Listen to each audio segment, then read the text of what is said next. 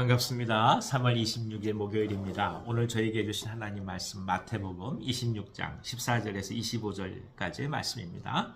마태복음 26장 14절에서 25절 말씀을 읽어드리겠습니다. 그때에 12 중에 하나인 가룟 유다라 하는 자가 대제사장들에게 가서 말하되 내가 예수를 너희에게 넘겨주리니 얼마나 주려느냐 하니 그들이 은 30을 달아 주거늘 그가 그때부터 예수를 넘겨줄 기회를 찾더라. 무교절의 첫날에 제자들이 예수께 나와서 이르되 유월절 음식 잡수실 것을 우리가 어디서 준비하기를 원하시나이까. 이르시되 성한 아무에게 가서 이르되 선생님 말씀이 내 때가 가까이 왔으니 내 제자들과 함께 유월절을 내 집에서 지키겠다 하시더라 하라 하시니 제자들이 예수께서 시키신 대로 하여 유월절을 준비하였더라. 저물 때 예수께서 12 제자와 함께 앉으셨더니 그들이 먹을 때 이르시되 내가 진실로 너희에게 이르노니 너희 중에 한 사람이 나를 팔리라 하시니 그들이 몹시 근심하여 각각 여짜오되 주여 나는 아니지요. 대답하여 이르시되 나와 함께 그릇에 손을 넣는 그가 나를 팔리라. 인자는 자기에 대하여 기록된 대로 가거니와 인자를 파는 그 사람에게는 화가 있으리로다. 그 사람은 차라리 태어나지 아니하였더라면 제게 좋을 뻔하였느니라. 예수를 파는 유다가 대답하여 이르되 랍비여 나는 아니지요. 대답하시되 네가 말하였도다 하시니라. 아멘. 아멘. 가룟 유다는 예수님의 제자들 중에서 가장 영리하고 또 뛰어난 제자였죠.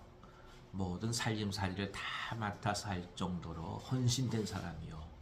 그리고 무엇보다도 예수 공동체에 대해서 속속들이 잘 알고 있는 사람이었습니다.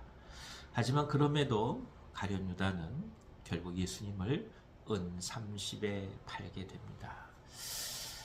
가룟 유다가 이토록 예수님을 향한 그 마음에 절망을 가졌던 이유가 무엇일까요?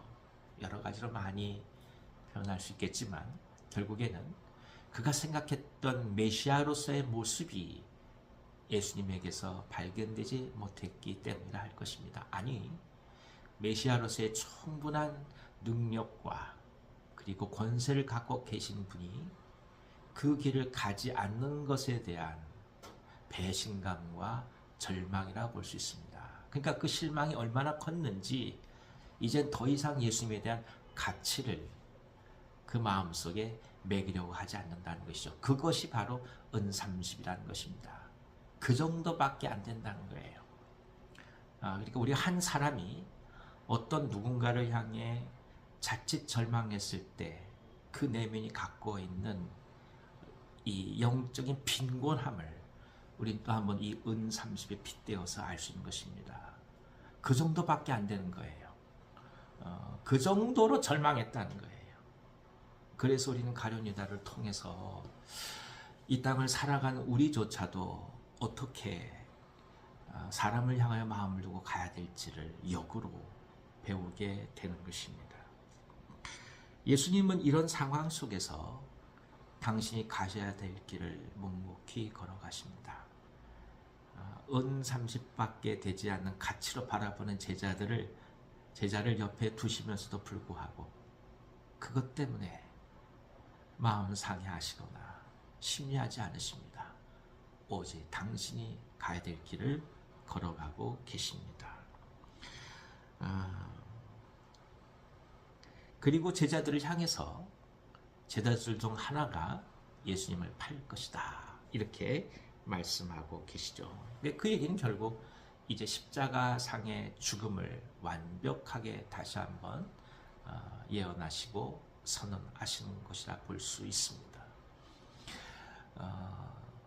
이스라엘의 모든 그 죄와 억압으로부터 또 애굽으로부터의 탈출과 해방과 자유와 기쁨을 얘기할 수 있는 이때에 예수님은 십자가의 죽음을 얘기하시니까 사실 이 말씀은 제자들에게는 쉽게 이해될 수 없는 부분이요 또 근심할 수밖에 없는 말씀이라고 할 수 있습니다.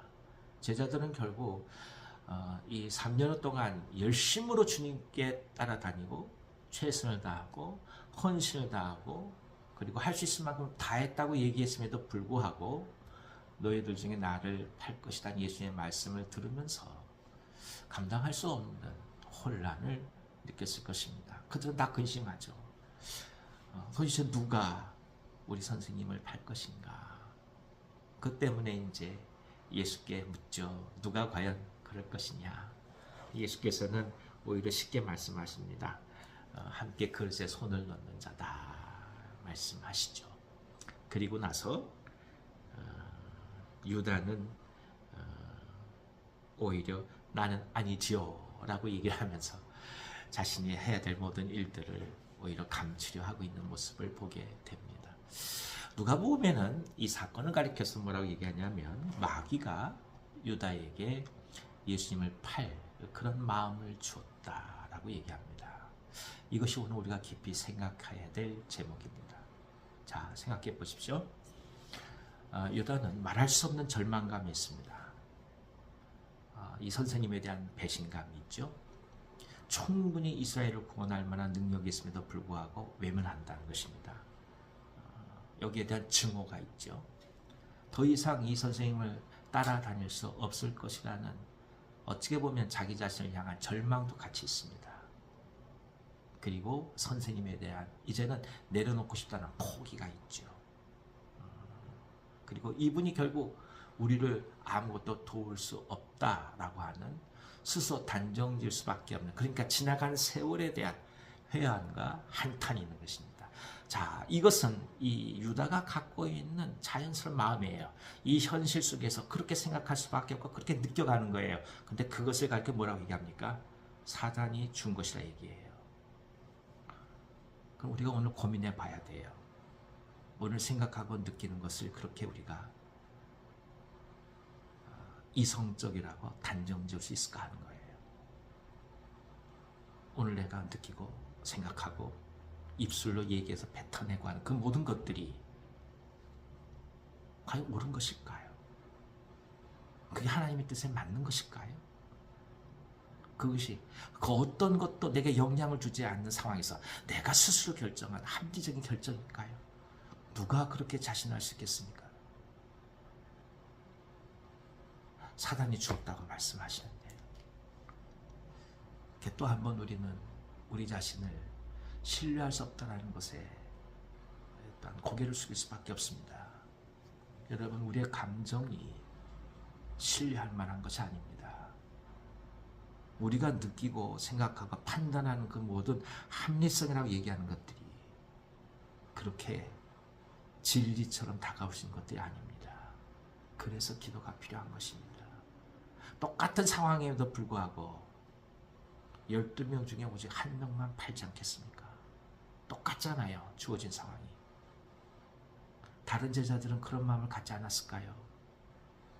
그러나 그런 마음에도 불구하고 그들이 가야 될 길과 하나님의 뜻과 예수님을 향한 신뢰가 있었기에 그 길을 걸어간 거 아니겠습니까?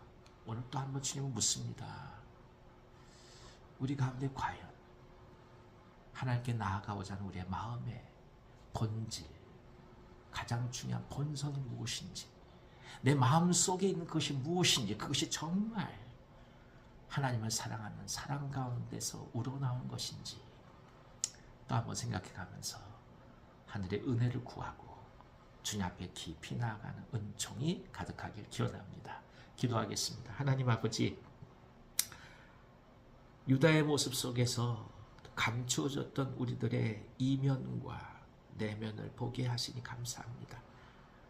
다를 수 없는 우리 자신들에게 더더욱 엎드리며 주님의 은혜를 구합니다. 주여, 순간순간 드는 모든 생각들, 감정들, 그 모든 것에 기도함으로 주의 말씀을 또 한 번 바라보게 하셔서 가야 될 길을 가게 하시고 보아야 될 것을 보게 하시고 행해야 될 것들 행할 수 있는 은총이 우리 가운데 넘치게 하옵소서. 환우들을 축복해 주셔서 복되게 하시고 완전한 회복을 허락해 주옵소서. 예수님의 이름으로 감사하며 기도하옵나이다. 아멘. 오늘 하루도 기쁨으로 승리하시기 바랍니다.